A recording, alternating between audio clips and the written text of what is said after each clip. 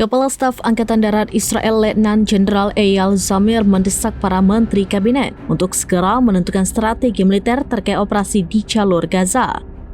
Desakan itu disampaikan Zamir di tengah kebuntuan panjang dalam perundingan pembebasan sandera. Melalui kunjungannya ke Gaza, Zamir menyebut bahwa beberapa hari ke depan akan menjadi penentu. Apakah kesepakatan parsial pembebasan sandera bisa tercapai atau tidak? Mengutip Tribun News pada 4 Agustus, jika tidak ada titik temu, ia memperingatkan bahwa pertempuran akan terus berlanjut tanpa batas waktu. Pejabat Israel mengakui bahwa jika negosiasi tahap demi tahap gagal, maka dibutuhkan waktu lama untuk mencapai kesepakatan menyeluruh yang melibatkan pembebasan seluruh sandera dan penghentian perang. Di sisi lain, Zamir juga mengecam tindakan Perdana Menteri Netanyahu yang dinilai pasif terkait strategi pembebasan. Netanyahu dinilai ngotot untuk mempertahankan kemenangan militer.